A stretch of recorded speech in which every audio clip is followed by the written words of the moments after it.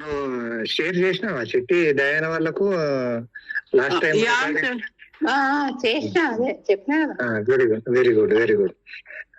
ఇప్పుడు మీరు కొంచెం ఫస్ట్ పారాగ్రాఫ్ అయిపోయింది అన్నట్టు కన్ఫర్మ్ చేస్తే నేను సెకండ్ పారాగ్రాఫ్ కు పోతా. అదే 9th verse వరకు అయింది. ఒక రెండు మూడు లాస్ట్ 2-3 పాయింట్స్ మీరు నాకు చెప్పాలా?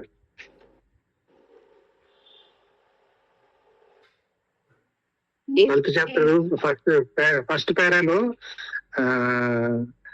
రీక్యాప్చులేషన్ రికార్డింగ్ చేసుకోండి. అది బలిపీఠం గురించి చెప్పినావు లాస్ట్. అది లాస్ట్, దానికంటే ముందు స్టార్టింగ్ 12th చాప్టర్ ఆరంభం నుండి ఈయన నడిచాడు. అంటే ఇది అపోస్తల కార్యములో కూడా 7th చాప్టర్ లో అబ్రహాం గురించి ఉన్నది కదా, అది ప్లస్ ఇది ఫస్ట్ అది చదివి తర్వాత ఇది చదివినాం. తర్వాత ఇది జరిగిన తర్వాత 11th చాప్టర్ లాస్ట్ పారాగ్రాఫ్ వచ్చింది. అందుకనే ఊరు అనే పట్టణం నుండి బయలుదేరిన తర్వాత వాళ్ళు తెరహు ఆధ్వర్యంలో వచ్చింది, కానీ అబ్రహాం ఆధ్వర్యంలో రాలేదు. దేవునికి ఆ పాయింట్ నచ్చలేదు. అందుకని హారాన్ మట్టుకు వచ్చి అక్కడ ఉన్నారు అని చెప్పుకొచ్చాడు. అక్కడ హారాన్ లో మరి తెరహు చనిపోయిన తర్వాతనే దేవుడు మాట్లాడడం మొదలెట్టాడు. అది హైలైట్స్ ఆ పారాగ్రాఫ్ కి. తర్వాత హారాను అనే పేరు దానికి ఎందుకు వచ్చింది? తెరహు కొడుకుని బట్టి. ఇట్లాంటివి మనం ఇంకో 2-3 రెఫరెన్సెస్ ఇచ్చుకున్నాం. ఒక ప్లేస్ ఎందుకు ఆ పేరు వచ్చింది అని అంటే ఒక వ్యక్తిని బట్టి వచ్చింది. ఆ వ్యక్తిని బట్టి వచ్చిన ప్లేసు దానికి కొంత ఇంపార్టెన్స్ ఉంది. దాని తర్వాత ఆ ప్లేస్ కు ఆ వ్యక్తి పేరు పెట్టబడింది. తర్వాత అది కంటిన్యూ అయింది. అట్లా ఒక 3-4 పాయింట్స్ మనం చెప్పుకున్నాం ఇట్లాంటి సందర్భాలు. 2-3 చెప్పండి.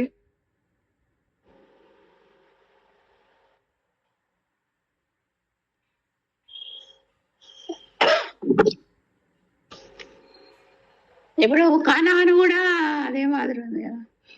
Very good. ఒకటి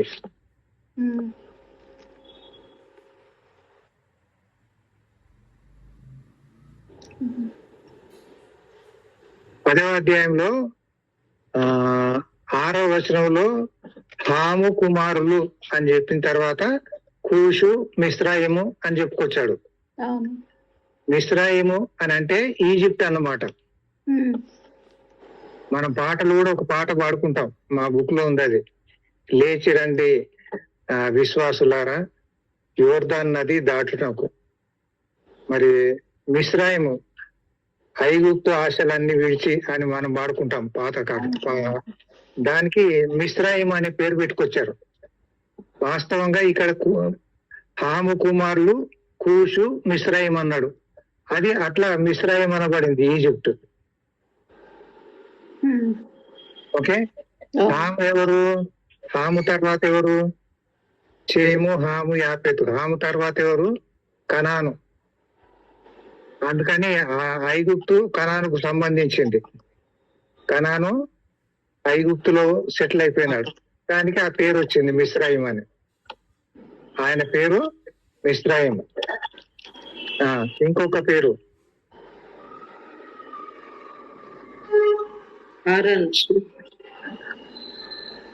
ఆరన్ పేరు మీద ఏం లేదు కదా. హారాన్ అంటే ఇప్పుడు చెప్పుకున్నాను, హారాను అని ఇంతకు ముందే అది చెప్పేసిన కదా, అది అయిపోయింది. ఇంకోటి ఇప్పుడు యేసు ప్రభువుకు ఆ, ఒక బిరుదు అనేది ఉంది, ఇంతకు ముందు చెప్పాను కదా. ఏం బిరుదు ఉంది? ఆదికాండం 49వ అధ్యాయంలో షిలోహు వచ్చు వరకు రాజదండము తొలగదు అని అన్నాడు. షిలోహు అనేది ఒక పేరు, ఒక స్థలంకు, షిలోహులో ఉన్న మందిరము అన్నాడు. తర్వాత షిలోహు అనే బిరుదు యేసు ప్రభువుకు పెట్టబడింది. అందుకని షిలోహు వచ్చే వరకు రాజదండం తొలగదు అని అన్నాడు. ఓకే, ఒక 3 చెప్పుకున్నాం. ఇవి బాగా గుర్తు పెట్టుకోవాలి, ఇవి చాలా ఇంపార్టెంట్. పోను ఇవి ముంగుర్తులు సాదృశ్యాలు, ముంగుర్తులు సాదృశ్యాలు. ఓకే, అది స్టార్టింగ్ పాయింట్. అది దాని తర్వాత ఈ అబ్రహాము పిలువబడ్డాడు, కానీ తెరహు ఆధ్వర్యంలో బయలుదేరాడు అనే సత్యాన్ని ఫస్ట్ అకరెన్స్ లా అని చెప్పాను. ఫస్ట్ అకరెన్స్ లా ప్రకారము ఆది కాండంలో అది కనబడలేదు, కానీ దాని మూలాలు అపోస్తల కార్యంలో, స్టెఫెన్ సాక్ష్యంలో 7వ అధ్యాయంలో ఉన్నాయి. అక్కడి నుండి తెరహు ఆధ్వర్యంలో వాళ్ళు వచ్చారు, కానీ దేవుడు 12వ అధ్యాయంలో కన్ఫర్మ్ చేశాడు ఆరంభంలో. తర్వాత 7 వాగ్దానాలు చేశాడు, 7 వాగ్దానాలు చేశాడు కదా అబ్రాహాముకు. దాని తర్వాత కొంచెం డేటా ఇచ్చాడు. తర్వాత వాళ్ళు కనానుకు చేరారు అని మనం చూస్తాం కదా. 5వ వచనంలో కనానుకు చేరారు. అక్కడ చేరిపోయిన తర్వాత అక్కడ షెకెము అనే ప్రాంతం ఉంది, షెకెము అనే ప్రాంతము. దాని తర్వాత మోరే అనే స్థలం ఉంది. తర్వాత సింధూర వృక్షము అనే వృక్షం ఉంది. సింధూర వృక్షము అనేది ఫస్ట్ టైం మనకి ఇక్కడ కనబడుతుంది. దాని తర్వాత సింధూర వృక్షము మరి మధ్యాహ్నం వేళ గుడారంలో అనే 18వ అధ్యాయంలో చూస్తాం. సో సింధూరము అనేది ఎరుపు. తర్వాత సింధూర వృక్షం కింద పాతి పెట్టబడ్డారు అనేది మనం చూస్తాం. ఈ సింధూరము అనేది ఎరుపు అనేది మనం గుర్తుపెట్టుకుందాం. తర్వాత అది రక్తానికి ముంగుర్తు, రక్తానికి ముంగుర్తు. సరే, శకెము అనేది ఏంటో మనకు తెలుసుకున్నంత వరకు ఒకటి ఏంటంటే, శకెములో 33వ అధ్యాయంలో వాళ్ళు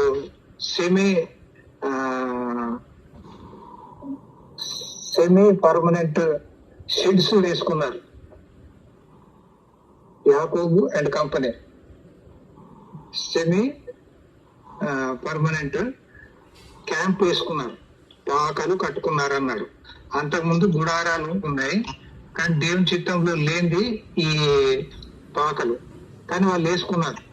అంటే మేము ఇవాళ అంటే ఇవాళ, రేపు అంటే రేపు పోతాం అనేది గుడారం. లేదు 4 రోజులు ఉంటాము అని అంటే అది పాకలు అన్నమాట. సో అట్లాంటి పొరపాటు చేశారు అక్కడ వాళ్ళు. అక్కడే మరి దీనా శకెము లోనికి చూడడానికి వెళ్ళింది. అక్కడ మరి శకెం వాళ్ళను చంపేశారు. ఎవరెవరు చంపేశారు? సిమ్యోను, లేవి. ఈ సిమ్యోను లీడింగ్ స్టెప్ తీసుకున్నాడు, లేవి ఆయన ఫాలో అయ్యాడు అన్నమాట. కాబట్టి ఏం జరిగింది, అక్కడ ఉన్న వాళ్ళందరినీ చంపేసింది మనిషిదే. యాకోబుకు సంతోషం కాలేదు ఆ విషయం. తర్వాత వారికి ఆశీర్వాదాలు పెట్టేటప్పుడు వాళ్ళకు రావాల్సిన జ్యేష్ఠత్వం పీకేశాడు. రూబెన్ది తప్పు వల్లనే పీకేశాడు, ఈ ఇద్దరిది ఈ తప్పు వల్ల పీకేశాడు. 4వ ఆయన యూదాకు జ్యేష్ఠత్వం రావాల్సిందే, కానీ ఆయన కూడా పొరపాటు చేశాడు తామార్తో. కాబట్టి ఆయనకు కూడా రాలేదు అది. అర్థమైందా? జ్యేష్ఠత్వము అనే 2 అంతల ఆశీర్వాదం రాలేదు. ఫైనల్ గా రాజరికం ఒకటి ఇచ్చాడు కృప వల్ల. అట్లాగే లేవీకి కృప వల్ల యాజకత్వం ఇచ్చాడు.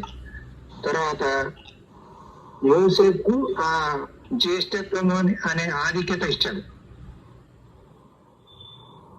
ఇది అర్థమైంది కదా బాగా? ఇది అర్థం కాకపోతే నేను చెప్పేది అస్సలు అర్థం కాదు మీకు. ఇది చాలా ఇంపార్టెంట్. తర్వాత నెక్స్ట్ మళ్ళీ దేవుడు చేసిన వాగ్దానం మేరకు అబ్రహాము అక్కడ మొదటి బలిపీఠం కట్టాడు. ఓకే,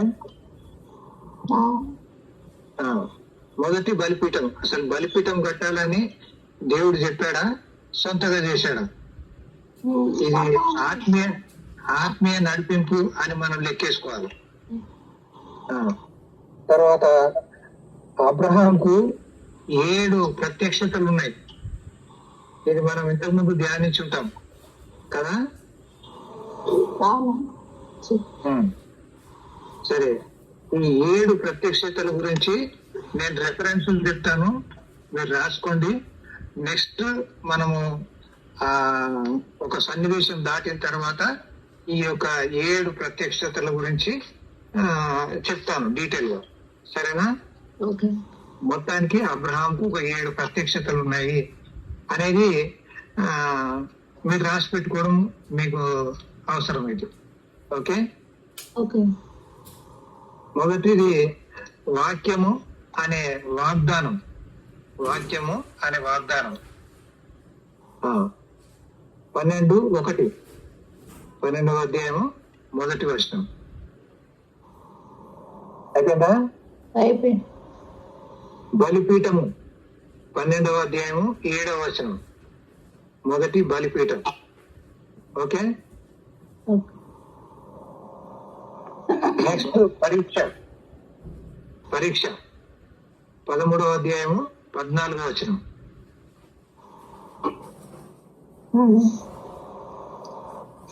అయిపోయిందా? అందరు రాసుకున్నారా? తర్వాత వాక్యం వలె ప్రత్యక్షత. వాక్యం వలె ప్రత్యక్షత 15వ అధ్యాయము మొదటి వచనం. తర్వాత సర్వశక్తి గల దేవుడుగా ప్రత్యక్షత 5వ నంబరు 17వ అధ్యాయము మొదటి వచనం.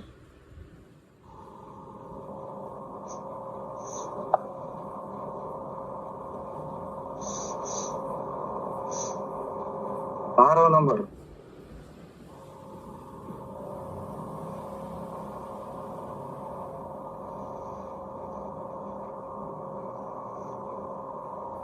ఓకేనా? ఊహనాలు ఊహనకపోతే నేను వెయిటింగ్ చేయాలి.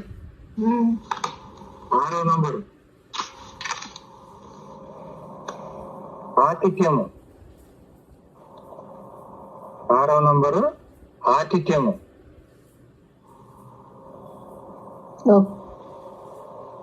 ఎబ్రీ పత్రికలో ఉంటాడు, ఆతిథ్యము చేయం మరవకుడి అంటాడు. ఎరుగకయే దేవదూతలకు ఆతిథ్యం చేశ్రీ అంటాడు. ఇదే రెఫరెన్స్ అక్కడ. 18వ అధ్యాయము మొదటి వచనం. ఇందాక నేను అన్నాను కదా, ఎండవేళ సింధూర వృక్షం కింద గుడారం. ఓకే, 18వ అధ్యాయము మొదటి వచనం. తర్వాత శోధన పరిశోధన. దేవుడు అబ్రహామును పరిశోధించాను ఎట్లనగా అంటాడు. అంటే శిలువ సన్నివేశం మనం గుర్తు. ఓకే, 22వ అధ్యాయము మొదటి నుండి చూసారా? ఇది మనం లైన్ గా రాసుకున్నాం. ఈ లైన్ గా రాసిన దాంట్లో ఒకదాని తర్వాత ఒకటి ఎట్లా వచ్చినాయి, అబ్రహాం ఎట్లా ప్రత్యక్షతను పొందుకుంటున్నాడు, దానికి ఉన్న ప్రాముఖ్యత ఏంటి, దాని లోతైన మర్మాలు ఏంటి అనేది మనము ఈ 7 ఒకటి తర్వాత ఒకటి ధ్యానించాలి. ప్రస్తుతానికి నేను మీ ముందు పెట్టాను. మీరేం చేస్తారు, ఈ 7 రాసుకోవాలి. 7 రాసుకొని తర్వాత మీరు ధ్యానించాలి. ఆ 7 రెఫరెన్స్లు అవి చదువుకొని ధ్యానించి దాని తర్వాత కొంచెం సమాచారం సంపాదించుకున్న తర్వాత అప్పుడు మనం దాని విషయంలో డిస్కస్ చేస్తే అందరికీ ఉపయోగకరంగా ఉంటుంది. ఓకేనా? మంచిది. మొదటిది 12వ అధ్యాయం 1వ వచనము, రెండవది 12వ అధ్యాయం 7వ వచనము, మూడవది 13వ అధ్యాయం 14వ వచనము, నాలుగవది 15వ అధ్యాయం 1వ వచనము, ఐదవది 17వ అధ్యాయము 1వ వచనము, ఆరవది ఆతిథ్యము, 7వది శోధన పరిశోధన. ఓకేనా? 7 అనేది ఒక ప్రత్యేకత ఉంది. ఏంటంటారు? దేవుని సంఖ్య.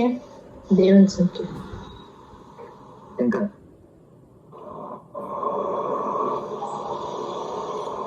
దేవుడు చేసిన కార్యాల తర్వాత దేవుడు విశ్రాంతి తీసుకుంది. ఇంకా సంపూర్ణత, అది ముఖ్యం. పరిపూర్ణత, సంపూర్ణత, అది చాలా ముఖ్యం. 7 అనేది ఒక ముద్ర. 7 అనేది ఒక ముద్ర. దేవుడు చేసే ప్రతిదానికి ఒక ముద్ర అనేది కనబడతా ఉంటుంది. 7 అనేది చాలా చాలా చాలా ప్రాముఖ్యమైన ముద్ర. మిగతా ముద్రలు అన్నిట్లో కూడా ఇది నంబర్ 1 ముద్ర అన్నమాట. నేను ఇంతకు ముందు మీకు చెప్పాను కదా, ఫర్ ఎగ్జాంపుల్ విమెన్స్ కన్సెప్షన్ అనేది 40x7. 40x7. ఓకే, కోడి గుడ్డు పెట్టింది, అది పొద్దుగానేది 3x7. ఆ x7 అనేది దేవుని ముద్ర అన్నమాట. జీవము మీద దేవుని ముద్ర. జీవం మీద దేవుని ముద్ర. ఇప్పుడు 7 రంగులు మనం నోహు ఇచ్చిన వాగ్దానంలో చూస్తాం కదా, 7 రంగులు. మరి ఆ 7 అనేది పరిపూర్ణమైన సంఖ్య. ఇంతకంటే అడిషనల్ రంగులు ఉండవు. ఈ రంగుల్లోంచే మిగతా అన్ని బయలుదేరుతాయి. బేసిక్ గా ఇవే. కాబట్టి అన్నిటి మీద దేవుని ముద్ర ఉందా లేదా అనేది మనం చెక్ చేసుకోవచ్చు 7తో. అది అట్లా దీని మీద దేవుని ముద్ర ఉంది. అబ్రహాంకు 7 ప్రత్యక్షతలు ఉన్నాయి. పౌలు గారికి 7 దర్శనాలు ఉన్నాయి. 7 ఉన్నాయి. ఓకేనా? అట్లా 7. మరి సంఘానికి కూడా 7 అనే సంఖ్యతో ముద్రించాడు దేవుడు. దానికి గాను మనం అపోస్తుల కార్యం 6వ అధ్యాయంలో 7 నియమించుకున్నారు వాళ్ళు అని మనం గమనిస్తాం. ఆ 7 ఎవరు?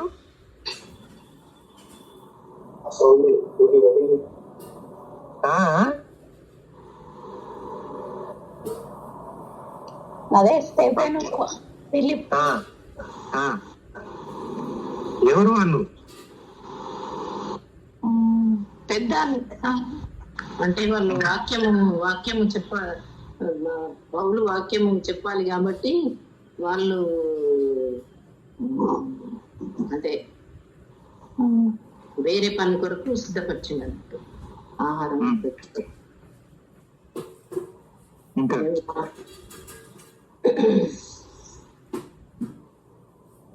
12 మంది ఏమో ఇశ్రాయేలీయులు. 12 శిష్యులు ఉన్నారు కదా, వాళ్ళని ఇశ్రాయేల్ నుంచి ఎన్నుకున్నారు కదా. ఈ 7 ఇశ్రాయేలీలా కాదు. అదే అన్నమాట నేను అడిగేది. నేను ఏం అడుగుతున్నా అనే దానికి కొంచెం ఆలోచించి జవాబు చేస్తే మీకు ఫర్దర్ అనే ఓపెనింగ్ అనేది దేవుడు ఇస్తాడు. కొంచెం ఆలోచిస్తూ ఉండాలి. ఓకే, కాబట్టి సంఘానికి ముద్ర 7. అట్లాగే యోహాను సువార్త 21వ అధ్యాయంలో ఒక 7 శిష్యులు ఉన్నారు. అవునా? యోహాను సువార్త 21వ అధ్యాయంలో యేసయ్య తిరిగి లేచిన తర్వాత శిష్యులు చేపలు పట్టడానికి పోయినారు. అందులో 7 ఉన్నారు. యేసయ్య వారికి దర్శనం ఇచ్చాడు కదా. అవును. చనిపోయి తిరిగి లేచిన తర్వాత అవును. ఆ నిప్పుల మీద ఉన్న రొట్టె అని మనం గమనించాం, చేపలు అని మనం చూసాం కదా. అవును. అంటే ఏమన్నమాట? నెరవేర్చబడిన లేఖనములు అన్నమాట. నెరవేర్చబడిన లేఖనాలు బాగా గుర్తుపెట్టుకోవాలి. 12 మంది మినిస్ట్రీకి పోయినారు, వీళ్ళు చేపలు పట్టడానికి పోయినారు. యేసయ్య దానికి ఆమోద ముద్ర వేశాడు. అంటే ఒక నెరవేర్చబడుతున్న లేఖనాలు అన్నాడు దాన్ని. ఆ 7 కూడా మళ్ళీ సంఘానికే సాదృశ్యం అయిపోయినాయి కదా. అది అట్లా మనం గుర్తుపెట్టుకోవాలి. ఏ వాక్యం చదివినా దానికి ముద్ర ఉందా, దేవుని ముద్ర ఉందా, తర్వాత నెరవేర్పు అనేది ఉందా, మరి దాంట్లోనే ఈ మర్మాలు సత్యాలు అనేటి ఈ కీతోనే మనం ఓపెన్ చేయొచ్చు. ఈ కీ అనేది మన దగ్గర లేదనుకో ఓపెనింగ్ కష్టం లేఖనాల్ని. ఈ కీ అనేదాన్నే దేవుడు పేతురుకి ఇస్తాను అని అన్నాడు. నీకు పరలోకపు తాళపు చెవులు నీకు ఇచ్చేదను అన్నాడు. ఒక్కసారి పేతురు అపోస్తల కార్యం 2వ అధ్యాయంలో ఒక తాళపు చెవులు వాడాడు. అంటే సంఘంలోనికి అన్యులను ఆహ్వానించడానికి ఆ తాళపు చెవి వాడాడు. Okay, that is how we have to open the things with the heavenly keys given to Peter. Okay, ఇవన్నీ మరి 8వ వచనంలో మళ్ళీ తూర్పునకును హాయికిని మధ్యనున్న గుడారం వేసి అక్కడ యెహోవాకు బలిపీఠం కట్టాను. ఇది 2వ బలిపీఠం. ఇది 2వ బలిపీఠం. ఇక్కడి వరకు అబ్రహాం బాగానే చేసుకొచ్చాడు. తర్వాత మళ్ళీ అబ్రహాంకు పరీక్ష అనేది వచ్చేసింది ఎంబడెంబడే. అంటే ఏంటి? 2 సార్లు తన సాక్ష్యము అనే 2వ నంబర్తో ముద్ర పడిన తర్వాత దేవుడు అప్పుడు ఆయనకు ఒక పరీక్షను పెట్టేశాడు. ఇప్పుడు అబ్రహాం ఏం చేస్తున్నాడు? 9వ వచనంలో అబ్రహాము ఇంకా ప్రయాణం చేసి దక్షిణ దిక్కుకు వెళ్ళాను కదా. దక్షిణ దిక్కుకు వెళ్ళడం తప్ప రైటా?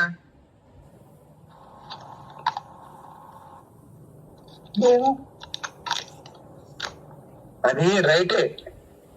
కొంతమంది అర్థం కాక తప్పు అని చెప్తా ఉంటారు. ఉన్నతోటి ఉండక ఊరు తిరుగుతుండే ఏంది అనుకుంటారు. కానీ దేవుడు ఆయనకు కనాను దేశాన్ని ఇస్తాన్నాడు కదా. కనాను దేశాన్ని ఇస్తా అంటే కనాన్ అంతా చూడాలి కదా. ఆయన కనాన్ అంతా తిరగాలి కదా. నీకు ఇవ్వబడిన స్వాస్థ్యము ఎక్కడుంది అనేది నువ్వు అంతా ఒక రౌండ్ కొట్టి రావాలి కదా. అందుకని అబ్రహాం తిరుగుతా ఉన్నాడు. అంతేగాని ఊరు తిరుగుతున్నాడు ఏంది అనుకోవాల్సిన పని లేదు. జనాలకి ఎంత నాలెడ్జ్ ఉంటుందో దాన్ని బట్టి పోతారు, కానీ డివైన్ నాలెడ్జ్ ని బట్టి పోరు. అందుకే సమస్యలు వస్తూ ఉంటాయి. సరే, ఏదైతేనే ఉంది, ఆయన అక్కడికి వెళ్ళాడు. ఒక మెట్టు ఆయన ఎక్కాడు. ఇంతలో దేవుడు ఒక పరీక్ష. ఎప్పుడు కూడా ఏటీ యూటీ అని ఉంటాయి క్లాసుల్లో కదా. ఏటీ అంటే అసైన్మెంట్ టెస్ట్, యూటీ అంటే యూనిట్ టెస్ట్ ఉంటాయి కదా. తర్వాత క్వార్టర్లీ, హాఫ్ ఇయర్లీ, ఫైనల్ కదా. ఇప్పుడేమో సెమిస్టర్లలోకి దిగిపోయారు. అంటే ఆ సెమిస్టర్ ఫస్ట్ సెమిస్టర్ అయింది అనుకో, ఆ సబ్జెక్ట్స్ మళ్ళీ వస్తాయా? రావు. ఫస్ట్ సెమిస్టర్ అయిపోయింది, ఆ సబ్జెక్ట్స్, పాత సబ్జెక్ట్స్ మళ్ళీ సెకండ్ సెమిస్టర్ కి వస్తాయా? రావు. రావు. అట్లాగే ఫస్ట్ సెమిస్టర్ అయిపోవాలంటే ఒక పరీక్ష పెట్టాల, అయిపోయిన తర్వాత సెకండ్ సెమిస్టర్ మళ్ళీ ఒక పరీక్ష పెట్టాల. అట్లాగే అబ్రహాం జీవితంలో ఒక్కొక్క మెట్టు ఎక్కుతూ ఉంటే ఒక్కొక్క పరీక్ష అనేది దేవుడు ఆయన జీవితంలోనికి ప్రవేశపెడతా ఉన్నాడు అనేది మనం ఇక్కడ గమనించాలి. ఓకేనా? ఓకే. దాని తర్వాత ఏంటి, ఇప్పుడు పరీక్ష అనేది 10వ వచనంలో పరీక్ష. అప్పుడు ఆ దేశంలో కరువు వచ్చాను. ఇదేదో ఉట్టిగా వచ్చిన కరువు కాదు, ఇది దేవుడు తెచ్చాడు. అవునా కాదా? అవును. దేవుని తెలివి లేకుండా ఏది ఒక విశ్వాస జీవితంలో రాదు. ఆ దేశంలో వచ్చింది నాకు కాదు కదా అని కాదు, దానికి నువ్వు ఎలా స్పందిస్తా ఉన్నావు అనే దాన్ని బట్టి అది నీవే నీకు తెలిసి రావాలా. అర్థమైందా? ఓకే. ఆ దేశంలో కరువు వచ్చానని స్టేట్మెంట్ ఆఫ్ ఫ్యాక్ట్ ఇచ్చేసిండు, కానీ నువ్వేం అర్థం చేసుకోవాలా? పరీక్ష ఇంకా సెమిస్టర్ అయిపోయింది, ఇంకా ఆ పరీక్ష నీ కొరకే కానీ దేశం కొరకు కాదు. నువ్వు ఎట్లా స్పందిస్తావు దానికి అనే ఆ పరీక్షకు అబ్రాహాము ఎట్లా స్పందించాడు? ఏం చేశాడు అబ్రాహాము? ఓడిపోయాడు. దాని వలన అబ్రాహాముకు నష్టం, భార్యకు నష్టం, మనకు నష్టం. అవునా కాదా? ఒక విశ్వాసులకు తండ్రిగా ఉన్న అబ్రాహాము ఇట్లాంటి పరిస్థితిని ఎదుర్కోవడం అనేది ఆయన శరీరంలో ఉన్నాడు అని చూపించడం. నీవు నేను కూడా ఇటువంటి పరీక్షలు ఓడిపోతున్నామా గెలుస్తున్నామా? మనం కూడా ఓడిపోతా ఉంటాం, మనమేమి పెద్ద ఇదేం కాదు. కాబట్టి అబ్రాహాము ఓడిపోయిందని మనం గొప్పగా స్టేట్మెంట్ చేయాల్సిన పని లేదు. మనం ఓడిపోతామో ఏమో అని భయంతో జాగ్రత్తగా ఉండాలా, దేవునిపై ఆధారపడాలా. పరీక్ష వస్తుంది, రావద్దనేం లేదు, పరీక్ష రావడం ఎంతో అవసరం. మరి శోధన వస్తుంది, శోధనకు మీరు చోటు ఇవ్వకూడదు అంటాడు యాకోబు పత్రికలో. మరి శోధనకు చోటిస్తే మనము పరీక్ష సమయంలో ఓటమి పాలైపోయినట్టే, దానివల్ల మనకు మేలు రాకుండా పోతుంది. పరీక్షలు నెగ్గితే మనకు ఆశీర్వాదం వస్తుంది. కానీ ఇప్పుడు ఏమైంది, అంతకుముందు అబ్రహాం ఆధ్వర్యంలో రావాల్సిన ఈ జట్టు తెరహు దగ్గర, హారాను దగ్గర ఆగిపోయింది. తెరహు చనిపోయేదాకా ఆగిపోయింది. తర్వాత మళ్ళా దేవుడు మాట్లాడతాడు దేవుడు, ఎందుకంటే కృపగల దేవుడు కాబట్టి ఒకదాని తర్వాత ఒకటి ఆయన మనల్ని పట్టుకున్నాడు కాబట్టి నడిపిస్తా ఉంటాడు. అందుకని ఆయనే ఒక మెట్టు దిగి మనల్ని పట్టుకొని ముందుకు పోతా ఉంటాడు. అది సూచన అన్నమాట. అట్లాగే ఇక్కడ కరువు వచ్చింది కదా, అబ్రాము ఐగుప్తుకి వెళ్ళిపోయాడు కదా. మరి దేవుడు ఐగుప్తుకి వెళ్ళాడా లేదా? వెళ్ళిండు. అది కృపనా కాదా? మనం కూడా ఈ లోకంలోకి వెళ్ళిపోతా ఉంటాం, ఐగుప్తు ఆశలన్నీ పట్టుకొని దాని వెనకాల పోతా ఉంటాం. కీరకాయలు, దోసకాయలు, చేపలు, మాంసం అనుకుంటా పోతా ఉంటాం కదా. అందుకే ఐగుప్తు ఆశలన్నీ వేచి రంగుగా యేసుని వెంబడించి అని అంటాడు. లేచి రండి విశ్వాసులారా, మిశ్రాయిము కోరికలు మానేయండి అని చెప్తాడు. అది ఇంకో పాట. సరే, ఏదైతేనే ఉంది, ఐగుప్తుకి వెళ్ళాడు, నష్టపోయాడు. దేవుడు టైం తీసుకోవాల్సి వచ్చింది. దేవుడు వాగ్దానం చేశాడు కదా, కానీ కొడుకు ఇచ్చాడా? ఇచ్చాడు. ఎప్పుడు ఇచ్చాడు? ఓడిపోయిన తర్వాత 25 ఏళ్లకు ఆయన దేవుడు తన మాట నిలబెట్టుకున్నాడు. 75 ఏళ్లకు పిలిచాడు. ఆయనకు 100 సంవత్సరాలు ఉన్నప్పుడు కొడుకునిచ్చాడు. అంటే 25 ఏళ్ళు వెయిట్ చేయాల్సి వచ్చింది ఎందుకు? ఈ కథలన్నీ జరిగినాయి కాబట్టి. మన జీవితాల్లో కూడా ఏదన్నా లేట్ కావాలని మనం ఏమనుకుంటాం, అరే నేను మంచి విశ్వాసిని, మంచి ప్రార్థనా పరుని, మోకరిస్తా, నేను ఉపవాసం ఉంటా, నేను మీటింగ్లన్నీ అటెండ్ అవుతా, అసలు నాకంటే గొప్ప విశ్వాసం ఎవడున్నాడు కనుక లోకంలో, అన్ని మంచి మనసులో మాటలు. కానీ అబ్రహాంకే దేవుడు 25 సంవత్సరాలు తీసుకుంటే నీకెన్ని సంవత్సరాలు తీసుకోవాలా? కాబట్టి ఒక్కొక్క పతనం తర్వాత దేవుడు ఎట్లా అబ్రహామును వెంబడించి అక్కడి దాకా పోయి మళ్ళీ అక్కడికి వెళ్ళి పట్టుకొచ్చి మళ్ళీ ఇంట్లో కూర్చోబెట్టుకొని అట్లా ఒక్కొక్కటి తల్లి తన బిడ్డలను ఎట్లా పెంచి పోషిస్తుందో అంతకంటే ఎక్కువ ముదిమి వచ్చే వరకు నిన్ను ఎత్తుకొని వాడను నేనే అంటాడు. ఆ రీతిగా అబ్రహామును 100 సంవత్సరాలు నడిపించాడు దేవుడు. 75 ఏళ్ళకు పిలిచాడు, 175 ఏళ్ళు బ్రతికిపించాడు. అవునా? అందుకని ఇప్పుడు అబ్రహాము అక్కడికి వెళ్ళిపోయాడు. అక్కడికి పోయిన తర్వాత ఏమైంది? ఇంకో రెండో తప్పు చేయడం మొదలు పెట్టాడు. అక్కడ వాళ్ళు ఏమన్నా అడిగారా? 11వ వచనం చదువు. అతడు ఐగుప్తులో ప్రవేశించుటకు సమీపించినప్పుడు అతడు తన భార్య అయిన సారాయితో, ఇదిగో నీవు చక్కని దానం అని ఎరుగుదును. ఐగుప్తిలో నిన్ను చూసి ఈమె అతడి భార్య అని చెప్పి నన్ను చంపి నిన్ను బ్రతకనిచ్చెదరు. నీ వలన నాకు మేలు కలుగునట్లును నిన్ను బట్టి నేను బ్రతుకునట్లును నీవు నా సహోదరు అని దయచేసి చెప్పుమనను. మీరు ఆలోచించండి, మరి ఈయనకి ఎక్కడికి వెళ్ళి వచ్చింది ఆలోచన?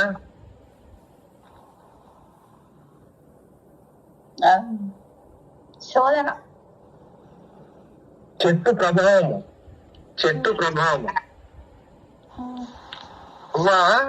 మంచి చెడ్డల తెలియనిచ్చు వృక్షఫలం చెట్టు కిందకి పోయింది. ఆ చెట్టు కింద ఉంది కాబట్టి అక్కడ సాతాను చెట్టు మీద ఉన్నాడు. ఆ చెట్టు ప్రభావము. అవునా? మీకు కొంచెం డౌట్ గా ఉంది, ఇంకో మాట చెప్తా. యోహాను సువార్త 1వ అధ్యాయంలో నతనయేలు ఉన్నాడు, చెట్టు కింద ఉన్నాడు కదా. ఏం చెట్టు అది? అంజూరం చెట్టు అంటే ఏంటి? మనం నేర్చుకున్నది మతము. వెరీ గుడ్, మతమే. అంజూరం చెట్టు ఇశ్రాయేలు సాదృశ్యము, ఇశ్రాయేలు మతానికి సాదృశ్యము, ఆకులు ఆచారాలకు సాదృశ్యం. ఆయన మతము అనే ఆచారాలతో కూడుకున్న చెట్టు కింద ఉన్నంతసేపు సత్యాలనేది ఆయనకు అర్థం కావు. అందుకని ఏమైతే దేవుడు ఫిలిప్పును పంపించాడు. ఆయన చెట్టు కిందకి వెళ్ళి బయటకు లాగు అన్నాడు. చెట్టు కింద ఉన్నంతసేపు ఆ చెట్టు ప్రభావం వల్లనే మాట్లాడాడు. నీవు వచ్చి చూడమన్న తర్వాత అప్పుడు ఆయనకు అసలు సంగతి తెలిసింది. వచ్చాడు, చూశాడు. ఎవరిని చూశాడు? ఇప్పుడు చెట్టు కిందకి వెళ్ళి వచ్చేసాడు కదా. అప్పుడు ఆయనకు దేవుడు ఒకటి బయలుపరిచాడు. అప్పుడు ఆయనకు అర్థం కావడం మొదలెట్టింది. అట్లాగే మనము ఇటువంటి మతము అనేది ఆకులు అనే ఆచారాల కింద ఉన్నంతసేపు దేవుని సత్యాలు మనకు అర్థం కావు. మనం అవి వదులుకున్న తర్వాతనే లోతులు సులభను వదులుకోవాలా. లేచి రండి విశ్వాసులారా, వదులుకోవాలా. యోర్దాను దాటాల. కణను శాపగ్రస్తమైన భాగమే, కానీ దాన్ని దేవుడు ఆశీర్వాదకర ప్రాంతంగా మారుస్తాడు అనే విషయం మనం అర్థం చేసుకోవాలి. కాబట్టి ఇక్కడ అర్థం చేసుకోలేని పరిస్థితి అబ్రహాంకి వచ్చింది. అందుకనే సొంత కథలు మొదలు పెట్టాడు. భార్యతో చెప్తా ఉన్నాడు, నేను నా సహోదరుడు అని చెప్పు, లేకపోతే నేను చావగొడతాడు నన్ను చావగొడతారు, నేను బ్రతికిస్తారు అని అన్నాడు. ప్రమాదం అది. అంటే దేవుని మీద ఆధారపడడం పోయింది కదా. 2 బలిపీఠాలు కట్టాడు, 7 వాగ్దానాలు పొందాడు. మరి ఇంత చేసి మళ్ళీ ఐగుప్తుకు పోదరని ఆయన అంటే పోయినాడు. కానీ అబద్ధమాయడం అని ఉన్నాడు భార్య. ఎంత ప్రమాదమో. తర్వాత చదువు 15వ వచనం.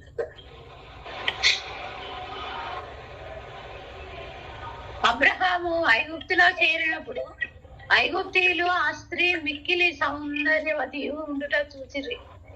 ఫరో యొక్క అధిపతులు ఆమెను చూసి ఫరో ఎదుట ఆమెను పొగిడిరి గనుక ఆ స్త్రీ ఫరో ఇంటికి తేబడింది. అతడు ఆమెను బట్టి అబ్రహామునకు మేలు చేశాను. అందువల్ల అతనికి గొర్రెలు, గొడ్లు, గాడిదలు, దాసులు, పనికత్తెలు, ఆడుగాడిదలు, ఒంటెలు ఇవ్వబడింది. ఇప్పుడు ఇదంతా మంచి పనేనా? మంచిది కాదు, చాలా ప్రమాదకరమైంది. ఇప్పుడు ఆమెను పడవ తీసుకపోయి ఇంట్లో పెట్టుకున్నాడు. అంటే ఏమన్నమాట? ఆయన భార్యలాగా పెట్టుకున్నాడు. ఏ బహుమానాలు ఇచ్చాడు పరో. ఇది ఈయన అంగీకరించాలో వద్దా? తీసుకోకూడదు. తీసుకున్నాడు కదా. ఇది అన్యాయపు సొత్తు. ఏంటిది? అన్యాయపు సొత్తు. ఆయన పొందనికి అర్హత లేదు. అబద్ధం ఆడి ఆయన సంపాదించినట్టు లెక్క. అంటే ఒక దేవుని దాసునికి ఎంత ప్రమాదం వచ్చింది అసలు. ఆయన వద్దంటే సాగు కొడతాడు. ఈ బహుమానాలు నాకు వద్దని అన్నాడు అనుకో, అబ్రాహాము ఫరో ఏం చేస్తాడు? సాగు కొడతాడు. అట్లయినా సాగు కొడతాడు, ఇట్లయినా సాగు కొడతాడు. విన్నావా? అటువంటి ప్రమాదం వచ్చేసింది. కానీ దేవుడు కలుగజేసుకున్నాడు. దేవుడు ఐగుప్తుకి వెళ్ళాడా? నీ లోకానికి వెళ్ళాడు. దేవుడు కూడా దూర దేశానికి వచ్చాడు. తప్పిపోయిన కుమారుడు దూర దేశానికి వెళ్ళిపోయాడు. పరిశుద్ధాత్మ దేవుడు వెళ్ళాడా? ఆయన పని చేసిన తర్వాతనే అయితే బుద్ధి వచ్చినప్పుడు అని రాయబడింది లూకా సువార్త 15వ అధ్యాయంలో. అయితే బుద్ధి వచ్చినప్పుడు తప్పిపోయిన కుమారుడు ఏం చేస్తున్నాడు? తండ్రి ఇంటికి బయలుదేరాడు. పరిశుద్ధాత్మ దేవుడి కార్యము అక్కడ స్టార్ట్ అయింది. తర్వాత ఏమైంది? తండ్రి ఇంటికి వచ్చాడు. తర్వాత ఏమైంది?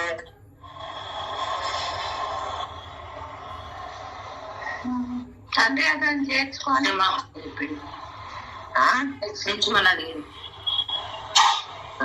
ఇంకా అప్పుడు తండ్రి ఆయన సత్కారం చేస్తాడు. మనం లూకా సువార్త 15వ అధ్యాయం ఊహించినాం కదా. మంచి బట్టలు కట్టి రింగ్ పెట్టి చెప్పులు 7 బహుమానాలు అంటే నాకు చాలా బాగుంటది. 7 బహుమానాలు. దాంట్లో మరి క్రొవ్విన దూడను వధించాడా? మరి క్రొవ్విన దూడ అంటే యేసు ప్రభు అని చెప్పానా? అది పరిశుద్ధాత్ముని నడిపింపు. కుమారుని పని అది.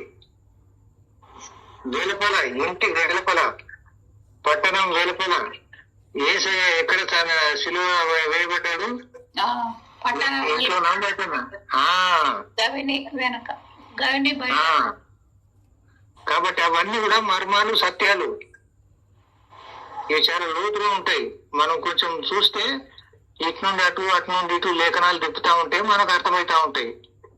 కాబట్టి గవిని వెలుపల శ్రమ పొందెను అని హెబ్రీ పత్రిక 13వ అధ్యాయంలో అంటాడు. మనం కూడా ఆయన నిందను భరించు గవిని వెలుపలకు ఆయన యొద్దకు వెళుదాము అని అంటాడు కదా. అట్లా ఇక్కడ మరి యేసు ప్రభు బయట. తర్వాత ఏం జరిగింది? ఇక్కడ ఫరో ఇంట్లో శ్రమలు వచ్చేసినాయి. ఏమైంది? మహావేదనలు వచ్చాయట. ఫరోను అతని ఇంటి వారిని మహావేదనల చేత బాధించింది. ఏదో సర్ది దగ్గు అట్లా వచ్చింది కాదు. ఇది బైబిల్లో రాయబడ్డాయంటే మహావేదనలు అంటే ఎంత అయిండొచ్చు? అసలు పోయిండొచ్చు. చారాయి జోలికి పోయింటాడా? క్వశ్చనే లేదు. ఆ ఎవడు బాధ వాడు పడతా ఉన్నాడు. ఆ ఒక్కడు కాదు, మొత్తం ఫరో ఇంటి వారిని, ఫరోను అతని ఇంటి వారిని మహావేదనల చేత బాధించాడు. అమ్మా అనుకున్నాడు ఫరో, ఏదో కుంపం వచ్చిందిరా నాయన, నా పని అయిపోయింది అనుకున్నాడు. అప్పుడు ఫరో అబ్రాహామును పిలిపించి, నీవు నాకు చేసినది ఏమిటి? ఈమె నీ భార్య అని నాకెందుకు తెలుపలేదు? ఇంకా ఆయన రూపం ఎట్లుందో చూడు. అంటే భార్య అంటే కూడా చంపుతావు కదా. భార్య అంటే చంపుతావు, తీసుకుపోతావు నా భార్యను. అది తెలియదు అదేమన్న విషయము. ఇంకేమంటున్నాడు? ఈమె నా సహోదరి అని ఏడ చెప్పితివి? నేను ఆమెను నా భార్యగా చేసుకుంటునేమో. అదే ఇందాక అన్నది నేను. అయితేనేమి, ఇదిగో నీ భార్య, ఈమెను తీసుకొని పోమని చెప్పాను. ఇప్పుడు అన్యాయపు సొత్తు సంపాదించుకున్నాడు అబ్రాహాము. మళ్ళీ భార్యను తెచ్చుకున్నాడు. ఆయన ఇచ్చిన ఎందుకు తెచ్చుకున్నాడు? ఇదిగో నీ భార్య, ఆమెను తీసుకొని పోమని చెప్పాను. మరియు ఫరో అతని విషయమై తన జనులకు ఆజ్ఞాపించినందున వారు అతనిని, అతని భార్యను, అతని కలిగిన సమస్తమును పంపివేసిరి. అమ్మ క్షేమంగా బయటపడ్డాడు. సహోదరికి కన్నులోకి పోయింది అన్నట్టుగా ఉంది. మొత్తానికి అబ్రాహాం చేసిన తప్పును దేవుడు ఆయనకు చూపించాడు. అంతేగాక ఆయన ప్రమాదం నుండి తప్పించాడు. ఆయనకి ఏమైనా జరిగిందా? ఆయన భార్యకి ఏమైనా జరిగిందా? లేదు. అన్యాయ సొత్తు మాత్రం వచ్చింది. అన్యాయపు సొత్తు, అన్యాయపు సిరి.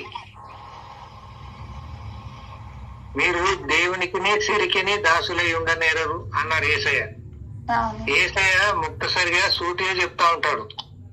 పాత నిబంధనలేమో అన్ని మనకు కండ్లకు గంతలు కట్టినట్టుగా కనబడతా ఉంటాయి, వినబడతా ఉంటాయి, చదువుతా ఉంటాం. ఆ ముసుగు తీసివేయబడాల కదా. కొరింథీ పత్రికలో అంటాడు, ఆ ముసుగు అనేది తీసివేయబడాల. ఆ ధర్మశాస్త్రం మీదనే ఒక ముసుగు అనేది ఉంది కదా. మోసే ముఖం మీదనే ఒక ముసుగు అనేది ఉంది. ఈ ముసుగు అనేది వీటన్నిటిని బట్టి ముసుగు వచ్చింది. కాబట్టి ఆ ముసుగు ఉండాలన్నా తీసేయాలన్నా? ముసుగు తీసేస్తే మనకు కనబడుతుంది, అర్థమవుతుంది. అందుకని ముసుగు మీద ఒక ప్రసంగం చేసుకోవాలి. అప్పుడు ముసుగు అంటే ఇట్లుంటదా? ముసుగు తీసేయాలన్నా? ముసుగు తీయవలసిన అగత్యత ఎవరు తీయగలుగుతారు? ఆ ముసుగే గుడారంలో ఉన్న తెర చిరిగేను అన్నాడు. తెర ఉన్నంతసేపు లోపలికి పోవచ్చా మనం? హెబ్రీ పత్రికలు అంటాడు, ఇప్పుడు మనం ధైర్యంతో కృపాసనం వద్దకు వెళ్దాము అంటాడు పౌలు. అప్పటిదాకా మనం లోపలికి పోనీకి అవకాశం లేదు. ఇప్పుడు అప్పటిదాకా దాన్ని బలిపీఠము లేదా బల్ల లేదా మందసం పెట్టే అన్నారు. ఇప్పుడేమంటున్నాడు పౌలు? దాన్ని కృపాసనము అన్నాడు. కృపాసనం.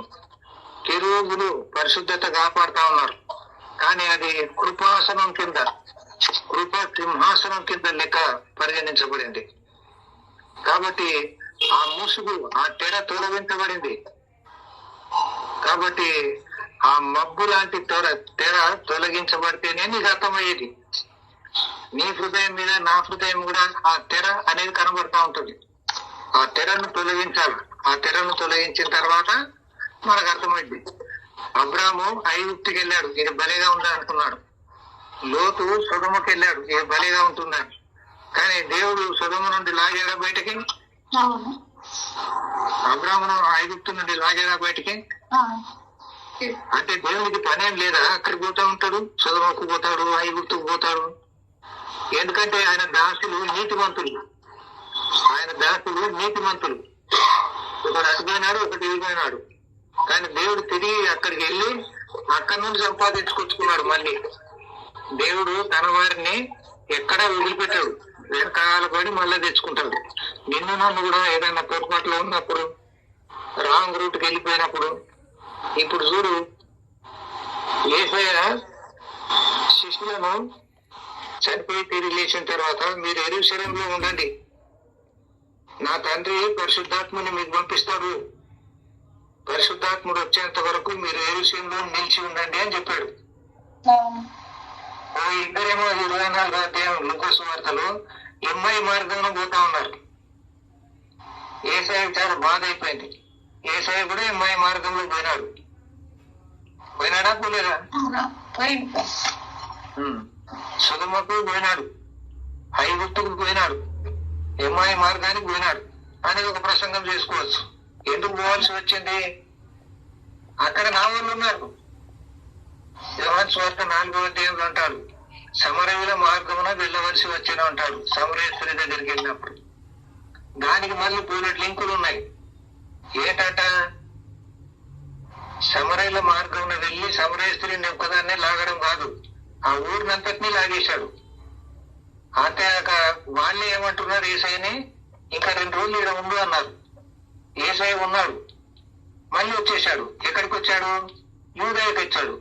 అంటే సమరయుల మార్గమున వెళ్ళినప్పుడు ఆయన పరలోకానికి వెళ్ళినట్టు ఆయనకు మంచి సమాచారం వచ్చింది కదా, రక్షణ పొందింది కదా, అది పరలోకం సమాచారం అన్నమాట. యేసయ్య పరలోకం నుండి తిరిగి వస్తా ఉన్నాడు. ఎక్కడికి వస్తున్నాడు? యూదయకు వస్తున్నాడు. యోహాను సువార్త 11వ అధ్యాయంలో లాజరు సమాధి లేట్ చేశాడు మార్గంలో. ఎందుక ఎన్ని రోజులు? 2 రోజులు, అంటే 2000 సంవత్సరాలు. యోహాను సువార్త 4వ అధ్యాయం 2 రోజులు, 2000 సంవత్సరాలు. యేసయ్య పరలోకానికి వెళ్ళిపోయి వస్తాం, ఆయన 2000 సంవత్సరాల తర్వాత వస్తాడు. అదన్నమాట. ఇవి దృశ్యాలు, సాదృశ్యాలు. ఓకే. కాబట్టి మరి ఇవన్నీ చాలా చాలా ఇంపార్టెంట్. అట్లా మనము తప్పిపోయిన కుమారులు పోతే యేసయ్య మళ్ళీ పోయి మనల్ని తెచ్చుకుంటాడు, వదిలిపెట్టాడు. తప్పిపోయిన గొర్రె కోసం పోయినాడా లేదా? భుజాల మీద వేసుకొని వచ్చిందా లేదా? అందుకే కొంతమంది చిత్రకారులు కాపర్ని ఒక గుడ్డకార చింతలు పెట్టి ఒక పటం గీస్తారు. ఆ గొర్రెను భుజాల మీద వేసుకొని, పాట కూడా మనం అనుకుంటాం, మనం భుజం మీద మోసుకొని కూర్చున్న మా మంచి కాపరి అనే పాట పాడుతూ ఉంటాం మనం. కాబట్టి ఆయన మనకు దెబ్బ తగ్గకుండా మనం తప్పిపోయినామని తెలుసుకున్నాక తీసుకొస్తాడు. తప్పిపోయినామని తెలుసుకున్నది ఆ గొర్రె తెలుసుకుంది. అంటే ఏమన్నా ఎట్లా తెలుసుకుంటూ కలిగింది? అది నేను తప్పిపోయినా తెలుసుకుంది. అందుకే అరుస్తా ఉంది అక్కడ ఉండి. అప్పుడే ఆ కాపరికి తెలిసిపోయింది, అక్కడ చీకటి ఉన్నా గానీ ఆ గొర్రెశ్వరం విని ఆ గొర్రె దగ్గరికి పోయినాడు కదా. అందుకని గొర్రెను పట్టుకొచ్చుకున్నాడు. సో గొర్రె ఏం చేయాలా? అరవాల, నేను తప్పిపోయినాను మొగ్గు అని అరవాల. ఇప్పుడు ఈ 99 అడవిలో వదిలిపెట్టాడు. ఆ 99 నడిచినాయా? అంటే వాళ్ళు తప్పిపోయినారా, తప్పిపోలేదా? వాళ్ళు బాగానే ఉన్నారు అని వాళ్ళు అనుకుంటున్నారు. శాస్త్రులు, పరిచయులు వీళ్ళందరూ కూడా మేము బాగున్నామని అనుకుంటున్నారు. వాళ్ళకి చెప్పింది 2వ కోణం అర్థం కాలేదు. వాళ్ళకు లోకానికి కూడా అర్థం కాలేదు ఈ కోణం ఏందా అని. వాళ్ళు నీతిమంతులు అనుకుంటుండ్రు. యేసయ్య ఏమంటున్నాడు? తమ్మును తామే నీతిమంతులు అనుకోను వారితో ఒక ఉపమానం చెప్పసాగాను అన్నాడు.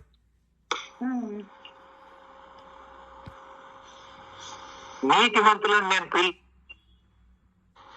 వాళ్ళు నీతిమంతులు అనుకున్నారు. అందుకని దేవుడు అంటున్నాడు ఉన్నమాట, నీతిమంతులని నేను అనుకుంటున్నారు కదయ్యా, అందుకని నేను పిలోనికి రాలేదు అని చెప్పేశాడు. Direct dialling. యోహాను సువార్త 9వ అధ్యాయంలో పుట్టుగుడ్డివాడు ఉన్నాడు కదా, వాళ్ళ గుడ్డుని ఎంతగా హింసించారో చూసారా. ఆ గుడ్డను పట్టుకొని అంతగా హింసించాల్సిన పని ఉందంటారా? కానీ యేసయ్య చివరికి ఏమన్నాడు, చూపు అవసరం వాళ్ళ కొరకు వచ్చిన చూసేవారు గుడ్డోలు కావాలా, గుడ్డోలు చూడాలా అనే తీర్పు నేను ప్రకటించడానికి వచ్చిన అంటాడు. ఇక ఆ గుడ్డోడు చూస్తా ఉన్నాడు. మేము గుడ్డోళ్ళం కాదు అనేటోళ్ళు వాళ్ళు చూడలేకపోతా ఉన్నారు. మేము గుడ్డోళ్ళమా అని అన్నారు. నేను అనట్లేదు, మరి మీకు మీరే తీర్పు తెచ్చుకోవాల్సిన పరిస్థితి అది అని చెప్తున్నాడు. మనం గుడ్డోళ్ళం అంటే మనకు దేవుడు ఏం చూపాడు. మనం నీతిమంతులు అంటే మనల్ని పిలువనికి రాడు. నేను బాగానే ఉన్నాను అంటే నీ జోలికి వచ్చే ప్రసక్తి లేదు. అయ్యో మొర్రో శరణం శరణం అని మనం మొరబెట్టుకుంటే అప్పుడు మన దగ్గరకు వస్తాడు.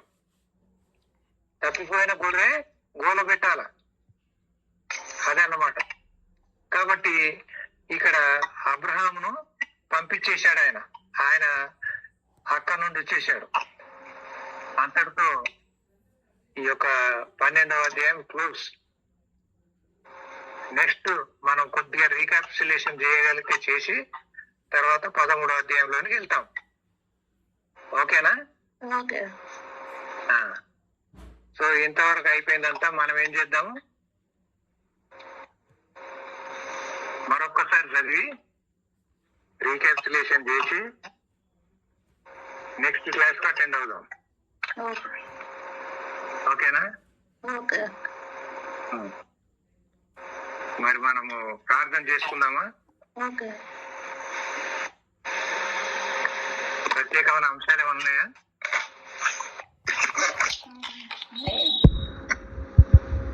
సరే.